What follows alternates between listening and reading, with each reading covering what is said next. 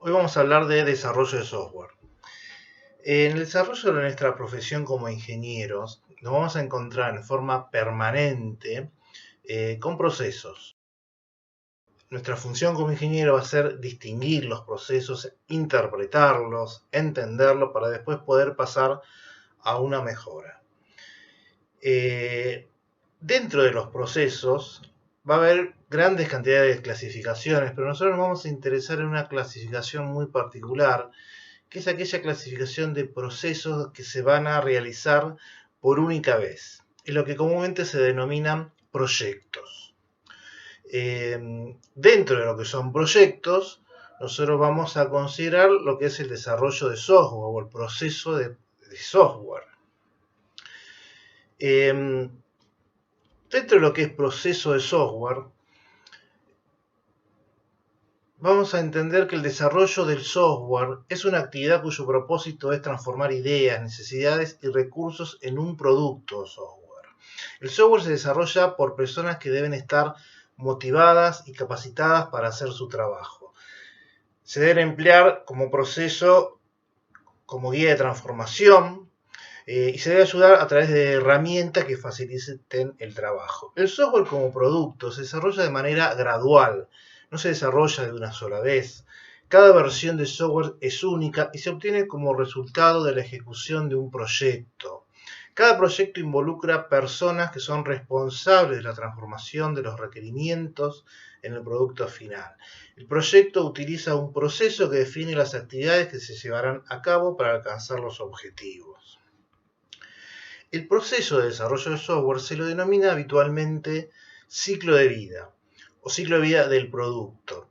El software en su desarrollo pasa por una serie de etapas que se denominan globalmente ciclo de vida, lo cual definimos como el periodo que abarca desde el surgimiento de la necesidad o el surgimiento de la idea de fabricar un software hasta el momento en que el software es desinstalado de la computadora.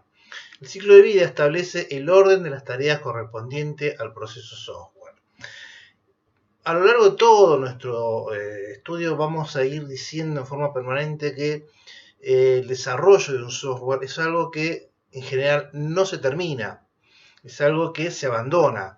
¿Por qué? Porque el software permanentemente se está desarrollando. Si nosotros hablamos de los software más conocidos, ¿sí? Por ejemplo, sistema operativo Windows, hoy tenemos que hablar del sistema operativo Windows versión 10, pero tenemos versiones anteriores como la versión XP, como la versión 7, como todas esas versiones, o algunas de las versiones que nombré, todavía están en desarrollo, siguen desarrollándose porque se siguen emparchando, por decirlo de alguna manera.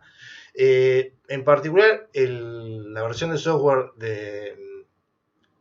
la versión del sistema operativo Windows XP, esa es una versión terminada. ¿Por qué? Porque se abandonó, no está más. O sea, si uno quiere instalar una versión XP, lo hace por su cuenta. Ya el desarrollador Microsoft ya no brinda ningún tipo de soporte. Esa versión se terminó para Microsoft. La dieron por abandonada. Y a partir del abandono de esa versión se desarrollan versiones nuevas. O mejor dicho, se desarrollan productos nuevos. El ciclo de vida del software es una representación gráfica del modelo que se utilizó para el desarrollo del software. Básicamente lo que se van a detallar así son las etapas de fase del producto y el orden secuencial en que se llevan las mismas. Vamos a destacar que existen tres modelos en particular de desarrollo de software. Lo que llamamos el modelo secuencial, que incluye el modelo cascada o el modelo tradicional, que es el más básico, elemental. Existe el modelo iterativo, donde destacan las metodologías ágiles, y existe el modelo recursivo, donde destaca el modelo en espiral. Vamos a hacer una descripción del modelo tradicional o de cascada. Vamos a hacer una descripción amplia de este sistema, de este modelo de desarrollo de software. No es porque se utilice mucho, si bien lo dijimos, está acotada a proyectos muy chicos, a proyectos de corta duración, pero es la base de todo proyecto de software. O sea, los modelos iterativos y los modelos recursivos son sucesivamente este modelo tradicional. O sea, sobrepasan, o están, mejor dicho, están basados en este modelo tradicional o modelo de cascada. El modelo tradicional de cascada consta de etapas que podemos, dependiendo el autor, va a decir 5, 6 o hasta 7.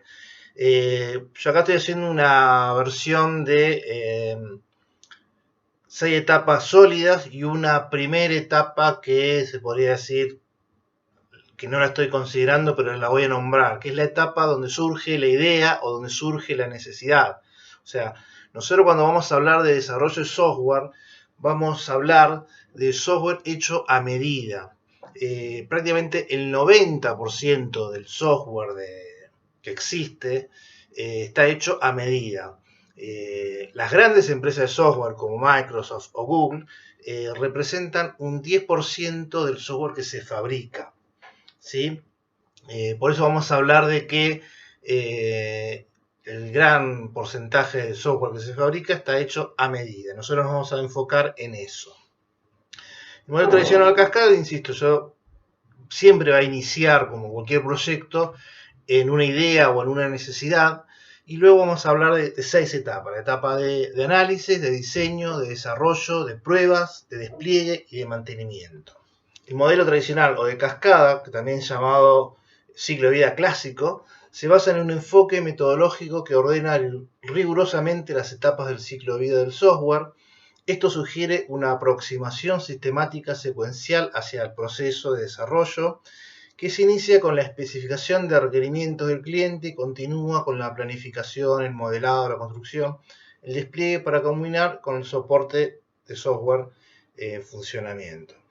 Este modelo, si bien está muy limitado a proyectos cortos, es sin duda la base de cualquier tipo de desarrollo. La cantidad de etapas en que se puede vivir depende definitivamente del punto de vista de quien maneja el proyecto.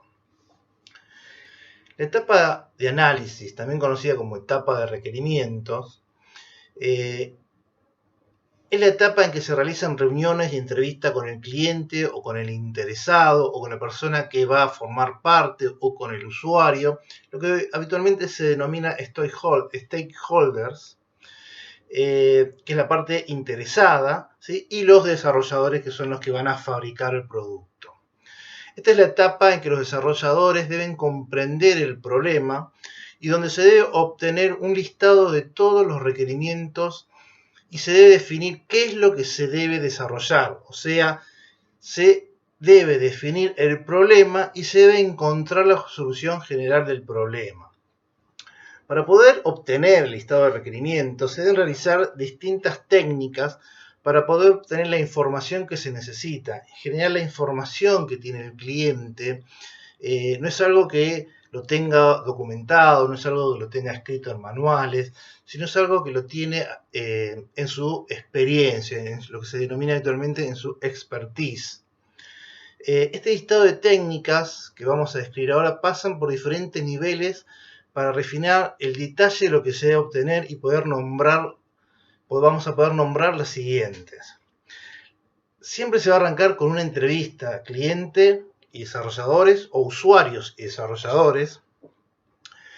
Dentro de la entrevista, el desarrollador o el entrevistador va a desarrollar una técnica que es lo que se denomina elicitación, que es una técnica que consiste en intentar sacarle información al usuario, que muchas veces el usuario no sabe que la posee. La sabe practicar, la desarrolla, pero no sabe que posee esa información. Otra técnica utilizada es la encuesta. La encuesta es la metodología de realizar la misma pregunta a varias personas. De esa forma se unifica información. Ya una técnica más avanzada es la técnica de historias de usuario, que la vamos a aclarar en detalle más adelante. Y después vamos a tener la redacción de especificaciones técnicas, que son documentos ya redactados con un lenguaje técnico, donde se traduce toda la información captada especialmente para aquellos requerimientos que van a ser los requerimientos no funcionales. Podemos definir el requerimiento como la necesidad de suplir una carencia, un deseo o una necesidad de parte del cliente por medio de un sistema informático. Los requerimientos cumplen un papel primordial en el desarrollo del software, ya que representan algo fundamental, que básicamente es la definición de lo que se desea construir. Muchos autores declaran que la parte más difícil de construir un sistema de software es decidir precisamente qué es lo que se va a construir. Ninguna otra parte del trabajo conceptual es tan difícil como establecer los requerimientos técnicos en forma detallada. Ninguna otra parte del trabajo afecta tanto al sistema resultante si se hace incorrectamente. Ninguna otra parte es tan difícil de rectificar más adelante. Dentro de lo que es requerimiento, podemos hacer hincapié en lo que son requerimientos funcionales. Son las características que tendrá el sistema, son las funciones que interactuarán directamente con el usuario. Cuando hablamos de funciones, hablamos de funciones del software que vamos a construir. Y ahí incluyen las pantallas y las funciones de cada botón. Es una descripción del sistema en su entorno. También define lo que esperamos que deba hacer el sistema. Detalle de los servicios o funciones que debe proveer el sistema. Son los que definen las funciones que el sistema será capaz de llevar a cabo sin tener en cuenta las restricciones físicas. Describen las transformaciones que el sistema realiza sobre las entradas para producir salidas. Por ejemplo, si nosotros deseamos imprimir una entrada para el cine o registrar una reserva de una entrada para una función de cine. Relacionados con la descripción del comportamiento fundamental de los componentes del software, las funciones son especificadas en términos de entradas, procesos y salidas. Una vista dinámica podría considerar aspectos como el control, el tiempo de las funciones, su comienzo, su fin y su comportamiento en situaciones excepcionales.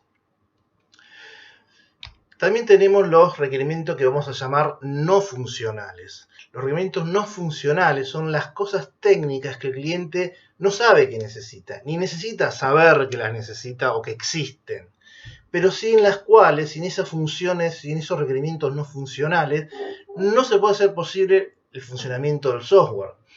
Esos atributos están vinculados con la calidad del producto, con el rendimiento, con la estabilidad, con la seguridad, con la disponibilidad y con la conectividad. Son requerimientos técnicos que no es una funcionalidad del sistema que se está creando. No se puede redactar con una historia de usuario, porque están acotadas a requerimientos funcionales, pero puede ocurrir que a partir de una historia de usuario surja un requerimiento no funcional. El requerimiento no funcional es todo lo que necesita la funcionalidad que se está fabricando para que funcione adecuadamente. No se puede ver, pero es indispensable para que la aplicación funcione. Están relacionados con las características que de una u otra manera pueden limitar al sistema. Especifican propiedades del sistema como restricciones de entorno o de implementación. Ejemplo típico sería la consistencia con la interfaz del usuario, la documentación del usuario y el material de capacitación. Esos son ejemplos claros de requerimientos no funcionales. La confiabilidad, porque frecuencia de fallas, certeza, tiempo mínimo entre fallas, capacidad de recuperación, el desempeño como la velocidad de respuesta eficiente, el tiempo de respuesta, el tiempo de recuperación, la tolerancia, que es la capacidad de mantenimiento, facilidad de la instalación y la internacionalización. Para el ejemplo que hablamos de la entrada de cine, el ejemplo sería el tiempo de respuesta asociado a que la impresión de cada entrada no supere, por ejemplo, los 5 segundos. Vamos a hablar de las historias de usuario. Las historias de usuario se empezaron a aplicar aproximadamente en el año 98, en forma conjunta con una técnica de trabajo, con una metodología que se denomina programación extrema, que la vamos a ver más adelante. Básicamente la historia de usuario es una descripción de la funcionalidad que queremos fabricar. Se escribe sobre una tarjeta de tamaño reducido, algo chiquito, y a la vez se va a dividir en 4 partes o 4 sectores. 3 de esos sectores se van a escribir en el frente de la tarjeta y el cuarto en la parte de atrás. Algunos autores consideran que son 3 sectores, lo que se denominan las 3C. yo le agrego a eso, no por iniciativa mía, porque digamos, muchos autores lo consideran de la misma manera, que el nombre es algo que también se debe agregar a la historia de usuario. Por lo tanto, hay que considerarlo, porque el nombre va a tener unas características especiales. Las 3C vienen de carta, conversación y confirmación. La carta o card, el concepto de card, que es la traducción a tarjeta, se escribe en el frente junto con la confirmación, que ahora vemos en detalle qué es cada cosa. Y volvemos a lo que es las 3C. Las 3C son la primera C de carta, la segunda de conversación y la tercera de confirmación. Lo que es conversación se escribe en el dorso y ahora vemos detalladamente qué se va a poner en cada cosa. Las historias de usuarios pueden tener, digamos, yo dije que recién se debían asignarle nombre, ¿sí? El nombre está muy bueno que siempre comience con un verbo, ¿sí? Que no tenga sujeto, ¿sí? Y que describa la acción que se propone con la historia de usuario. Como lo van a escribir los clientes, la historia de usuario no deben figurar nombres técnicos. O sea, ni de parte de la industria, nombres técnicos ni de parte de la industria del software ni de parte de la industria del cliente. ¿Sí? Tiene que ser algo casi prácticamente el lenguaje coloquial. Si a menos que sea estrictamente necesario poner palabras técnicas, se hacen, pero si no, se evitan poner palabras técnicas. En la parte del frente, dije, en la parte que se reduce a lo que llamamos carta, es donde se escribe la historia de usuario. ¿Sí? Insisto, es algo reducido, chiquitito, se escribe en un papel y la primera parte va a responder a lo que son 3 preguntas, que son como quién, qué quiero y para qué lo quiero. La primera parte de como quién, la historia debe comenzar explicando desde el punto de vista de qué persona o usuario se va a redactar la historia de usuario. ¿Sí? Debe quedar muy claro quién va a ser el usuario. Por ejemplo, se debe evitar totalmente poner la palabra usuario, porque yo como usuario, no, eso se debe evitar totalmente porque es algo demasiado genérico. Un ejemplo claro sería yo como docente o yo como estudiante, ¿sí? La segunda pregunta es ¿qué quiero? ¿Sí? Acá donde se explica qué es lo que se pretende hacer, qué es lo que el usuario busca que se le satisfaga con esta historia de usuario. O sea, acá se describe la funcionalidad en 2 o 3 palabras. ¿Sí? El ejemplo sería, yo como docente quiero dar clases desde mi casa, o como estudiante quiero cursar materias desde mi casa. ¿Sí? La tercera parte es el para qué, o sea, ¿para qué quiero esta funcionalidad? Es una breve explicación de para qué la necesito. ¿Sí? ¿Qué es lo que resuelve esta funcionalidad que estamos escribiendo en esta historia de usuario? Esta definición va a dar valor, o sea, va a aclarar qué valor va a tener esta funcionalidad. O sea, el ejemplo sería, como docente quiero dar clases desde mi casa para que los estudiantes no pierdan un ciclo lectivo. O como estudiante quiero cursar materia desde mi casa para no perder el ciclo lectivo. Algunos autores también hablan del concepto de un doble para. O sea, ya expliqué para qué lo quiero, pero me vuelvo a preguntar, ¿y para qué quiero no perder el ciclo lectivo? ¿Sí?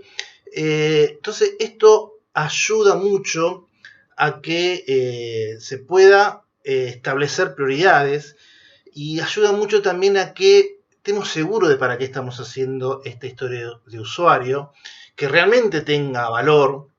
¿Sí? Es una etapa de confirmación y reflexión y estar seguro que no estamos haciendo esto por las dudas. ¿Sí? Esta es algo que tenemos claro que por qué se hace. Y esto es una etapa de reafirmación de lo anterior. Vamos a lo que es la conversación. La conversación se ve... esto está muy acotado a lo que es concepto de metodologías ágiles, lo vamos a explicar más en detalle, pero entendamos que lo que estamos apuntando acá es que siempre existe una relación cara a cara entre los desarrolladores y el cliente. Entonces, necesariamente cada historia de usuario se va a conversar entre el cliente y el usuario, ¿sí? Aquella que supuestamente está redactando la historia de usuario, ¿sí? El resumen de esta conversación digamos, lo que destaque en forma importante de esta conversación se va a escribir en el dorso de la tarjeta, ¿sí? Acá pueden surgir, si bien esto puede ser una descripción clara de qué es lo que se pretende con la historia de usuario y qué es lo que es en realidad la historia de usuario, y además a lo mejor se pueden agregar cosas nuevas, o de ahí pueden surgir nuevas historias de usuario. Por eso es tan importante la conversación cara a cara entre el cliente y el desarrollador. Y volvemos al frente de la tarjeta y donde debajo de las 3 preguntas se va a escribir la confirmación. ¿Qué es la confirmación? Es el criterio de aceptación. Es donde se define el criterio de aceptación. Son los puntos que van a determinar si una historia de usuario ya está terminada. Es un pequeño listado de puntos, los cuales deben validarse antes de dar por cumplida la historia de usuario.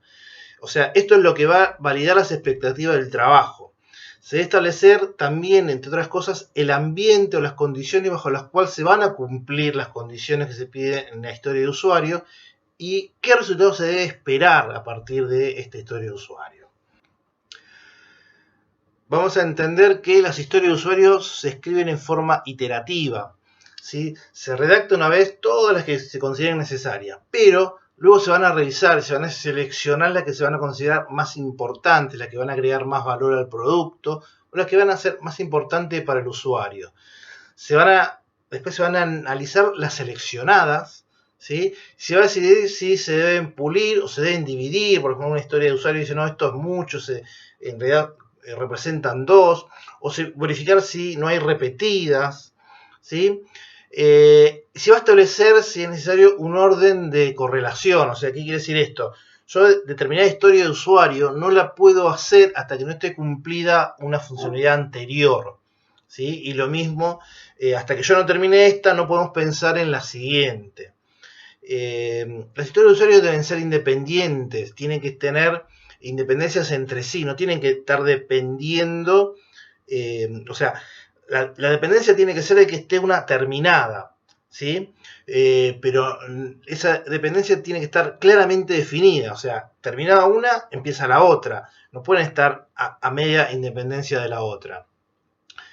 Tienen que poder ser negociables. ¿Qué quiere decir esto? Que cuando uno redacta la historia de usuario, como todavía falta la conversación donde se va a dar por finalizada, hay que entender que después va a ser explicada de forma oral, o sea que no hace falta poner todo el nivel de detalle dentro, ¿sí? ¿Por qué? Porque cuando uno la lleve frente al profesional y diga, yo quiero esto, más o menos, bueno, lo explico oralmente y el profesional me decía, no, mira, esto se soluciona de esta manera, en realidad lo que vos estás necesitando. Entonces se espera el aporte del profesional de la programación. Las historias de usuario tienen que ser valiosas, o sea, que cada historia de usuario aporte un valor al proyecto en sí mismo. No tiene que estar dependiendo de otra funcionalidad para que ésta tenga valor, ¿sí? Lo que decíamos antes, a lo mejor tiene que tener unas correlativas para que, sin esto no funciona, pero la historia de usuario en sí tiene que poder agregar valor, porque si no, no tiene sentido, ¿sí? Tiene que poder ser estimables, ¿sí? Debe poder calcularse cuánto tiempo va a tardar el profesional en poder llevarla a un proyecto terminado.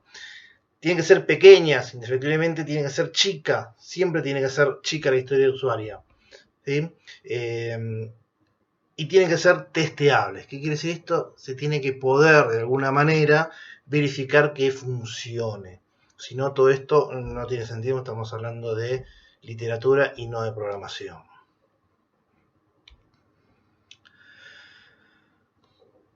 Vamos a pasar al diseño. ¿Sí? El diseño, luego de tener definido adecuadamente todos los requisitos, vamos a pasar al diseño, que es la etapa donde se modela y se fija la apariencia del software, donde se fija la estructura que tendrá. Y se va a definir cuál es la solución más óptima. Se define la apariencia gráfica, se define el lenguaje en que será escrito, el tipo de algoritmo que se utilizará, el soporte que va a necesitar, ¿sí? Dónde vamos a tener que guardar archivos, qué capacidad de archivo vamos a necesitar, dónde se va a alojar la base de datos, qué capacidad tiene que tener el disco donde se aloje la base de datos. sus formas y características. Es la etapa donde se definirá el software necesario, el hardware necesario para que esto funcione.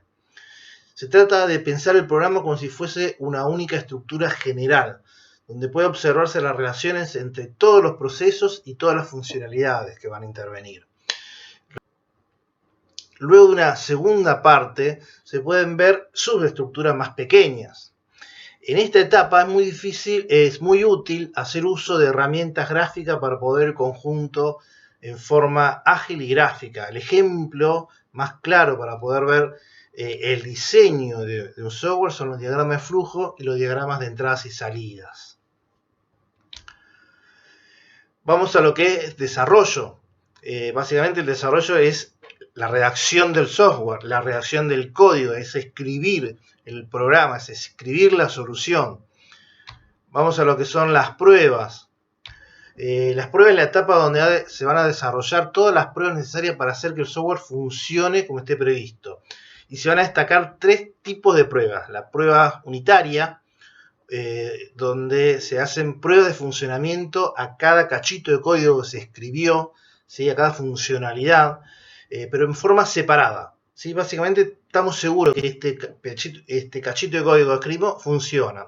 Y a partir de ahí se piensa en integrar ese código al resto del programa. Recuerden que siempre estamos hablando de que esto se va haciendo de alguna forma de a cachitos, ¿sí? No se escribe todo un programa, un software todo de una sola vez. Se escribe entre distintas personas y se va haciendo de forma gradual. Entonces van a estar, en algún momento, un tramo de código que se redactó se va a agregar al código principal. Bueno, ese código, una vez integrado, se tiene que probar ya integrado al resto del software, ¿sí? Y luego que se integró y se probó, se van a hacer las pruebas funcionales. Las pruebas funcionales es el funcionamiento de todas las funcionalidades que se crearon, pero de todo el software completo, ¿sí? Con todas las integraciones realizadas. Vamos a pasar al despliegue. El despliegue básicamente es la instalación del software en las máquinas donde se va a usar. Esto incluye la instalación en los servidores, si los va a tener, la instalación en las terminales, ¿sí? Esto incluye la capacitación de la persona que va a usar el software, teniendo en cuenta que esto es software nuevo, entonces nadie sabe cómo se usa, ¿por qué? Porque se acaba de crear, entonces hay que capacitar a las personas que van a utilizarlo. E incluye también, bueno, la puesta en marcha del sistema, en todo el sistema completo, ¿sí? Luego va a seguir la etapa de mantenimiento. Se entiende por mantenimiento todos los procesos que están relacionados con solucionar problemas que surgieron durante el funcionamiento, pero que no fueron detectados originalmente. Pero también incluye el agregado de mejoras a las funcionalidades que lo mismo, no se detectaron en forma temprana, se van a agregar en forma posterior. Incluye también el agregado de nuevas funcionalidades que no fueron previstas o solicitadas originalmente, y todo lo que tenga que ver con cambios técnicos, cambios legales, agregado de nuevas tecnologías. Bueno, esto sería lo que hablamos de desarrollo en cascada. Nos quedan los ciclos iterativos, ¿sí? Los ciclos iterativos son para proyectos más largos, se repiten los modelos secuenciales varias veces, ese es el concepto. Se trata de la creación de secciones reducidas de software, pero que van siendo en cada iteración más grandes y más funcionales. De esta forma resulta más simple la detección de problemas de importancia en forma temprana. Resulta muy útil para proyectos o para clientes que no tienen una clara definición inicial del proyecto.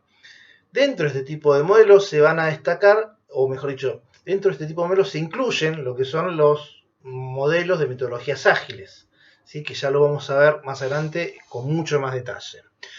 Y los modelos recursivos son para proyectos grandes, de grandes desarrollos, y también se hace en etapas. Acá el concepto fuerte es la retroalimentación, pues se va agregando valor en cada etapa y va aumentando las capacidades de los módulos anteriores. Y acá destaca fuertemente la metodología en espiral, que la vamos a detallar ahora. La metodología en espiral fue creada aproximadamente en el año 1988. ¿Sí? Fíjense que esto es algo bastante viejito. ¿Sí? Es un enfoque realista de desarrollo del sistema que tiene como característica el análisis de riesgos en forma periódica, donde cada giro es una nueva evolución donde se producirá un nuevo modelo del sistema completo, pero con mayor y valor robustez. Se trata de un modelo evolutivo, se basa en el desarrollo de 3 conceptos: crear un plan, analizar el riesgo e implementar el proyecto. ¿Sí? Se va repitiendo en forma permanente. Se pueden considerar sistemas en espirales con la cantidad de cuadrantes que uno considere conveniente, ¿sí? Pero los más comunes son aquellos de 4 cuadrantes o de 6 cuadrantes. Esos son los dos más comunes. Recién nombramos analizar riesgo. El análisis de riesgo se enfoca en la evaluación de los riesgos técnicos y de otras informaciones relacionadas que influyen en el proyecto. Pero cuando se habla de riesgo, se habla de riesgo técnico, ¿sí? ¿Qué destaca en esto? ¿Qué se utiliza fuerte en esto? Bueno, contrariamente a lo que dije antes.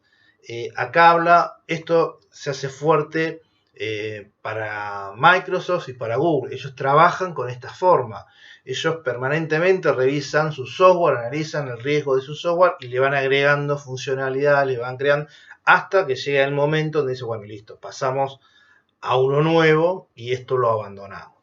Pero el concepto está ahí, ¿sí? Estamos hablando de grandes proyectos, de software de muy gran envergadura que va a tener una cantidad de funcionalidades muy grandes. Acá no vale analizar cada funcionalidad porque acá sí se agrega todas las funcionalidades que se consideren necesarias por las dudas que algún usuario la utilice, ¿sí? Esto es un modelo muy pesado, ¿sí? Fíjense que cada iteración el software es más grande y se analiza nuevamente el software completo, técnicamente y funcionalmente. Nombramos desarrollo ágil, vamos a decir que el desarrollo ágil es considerado el método más moderno. A partir de la concepción de desarrollo ágil se pasan a considerar todas las versiones que vimos anteriores como tradicionales, ¿sí? El desarrollo ágil utiliza un ciclo iterativo como base, pero el concepto es que se basa en las personas y no en el proceso, ¿sí? Siempre van a utilizar la retroalimentación en lugar de la planeación como mecanismo de control. Ya vamos a ver en el siguiente video mucho más en detalle lo que es desarrollo ágil. Hasta acá llegamos con esto.